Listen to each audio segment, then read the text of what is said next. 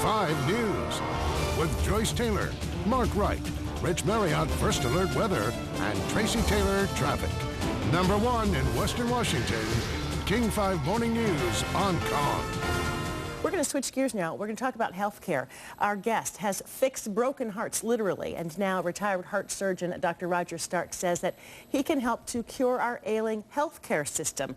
His new book looks like this. It is called The Patient-Centered Solution, Our Healthcare Crisis, How It Happened and How We Can Fix It. And Dr. Stark's with us this morning. We should also tell folks you are a healthcare policy analyst, too, with Washington Policy Center, which is an independent think tank. So he's not on either side of the political aisle.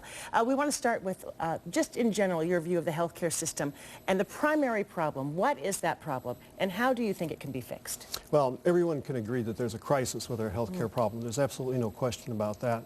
And it really doesn't matter whether you're a Republican, Democrat, liberal, conservative. Everyone can agree the problem that we have is the cost of our healthcare delivery system. And so bringing that cost down is the critical aspect. We have really two choices as far as bringing the cost down. One is to allow the government to do it in a very top-down, heavily controlled fashion.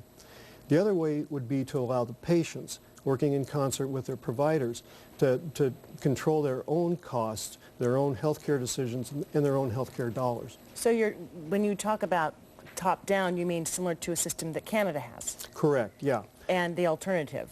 Which is best, do you think? Well, absolutely. We need to have the patient in charge. If you look at healthcare, the most important person in the entire thing is the patient. And so we need to give the patient as much control as we possibly can over their healthcare. Do you think that patients should be required by law to have health insurance? No, I don't. I don't. I think that's an individual decision. I think the individual mandate is probably unconstitutional, and as most of your listeners are aware, the Supreme Court is going to rule on that shortly. Do you think, what do you think about health care reform as it stands now? What is wrong with that system? What would you change about it? Well, the health care reform that we have now, that we've had on the books for 2 years, the Federal Health Care Reform, Patient Protection, Affordable Care Act, it goes a long way to establishing the government in charge of our health care delivery system. And again, that is the exact opposite of what we need. It takes the patient out of that equation. It puts government bureaucrats in charge of our health care, and we need more patient input. And the idea was that that would help to significantly reduce the deficit, but it's actually added to the deficit. Correct. Originally, when the Congressional Budget Office, they're like the scorekeepers of the costs, they said this is going to cost a little less than $1 trillion and is going to decrease our deficit by about $100 billion. That was 2 years ago. The CBO has now had a chance to look at this, and the latest data, they say it's going to cost $1.76 trillion over the first 10 years, and it's going to add to our deficit about $700 billion. So in no way will this federal reform control the cost of our health care.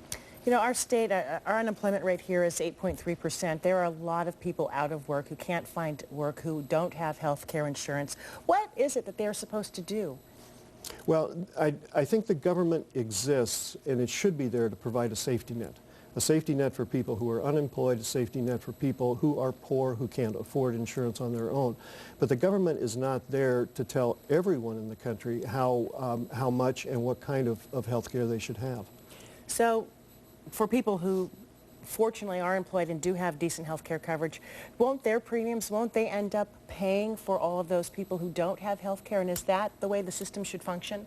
Because those people who are paying, they will be paying more and more and more as people who don't afford it and aren't required to have insurance. That's the argument. Don't have to pay. That's exactly right. And what we need to do, though, is go back and say, why are our costs going up? I mean, that's the fundamental problem. And our costs, why are they? Yeah. our costs are going up because somebody else is paying for our health care. It's an economic model that's not sustainable. Whether you believe that health care is a right or not, we could debate that all day.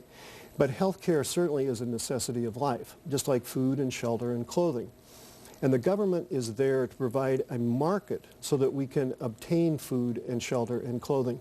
And the government should be there for the same reason with health care, so that there is a market and individuals, patients have choices in that market. Do you think that we will move to that? In fact, I want to go to the statistic I read, a new study about health insurance costs, that if we stayed with the current rates of growth, the average cost of health care for an insurance premium for a family of 4 would exceed half of their household income. And if we stayed with that by 2033, it would exceed their household income. We can't continue with that system, the current system. That's exactly right, and that's why we say that it's broken. So let's go back to the economic model that we talked about, where a third party, someone else, either the government or an employer, is paying for your health care. Now, think if your employer or the government was paying for all of your food. Right. Well, I'd be eating a little bit differently. I think most people would be. If they were paying for your shelter, we'd all be living in mansions and so forth. So 15 seconds. So the solution would be to change the system. Absolutely, to let patients be in charge of their health care dollars and their health care decisions. Dr. Stark, I wish we had more time.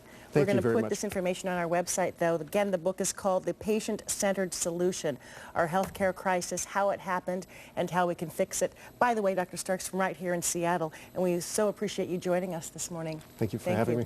We'll put information about this on king5.com. And we have much more ahead, so stick around. King 5 News continues.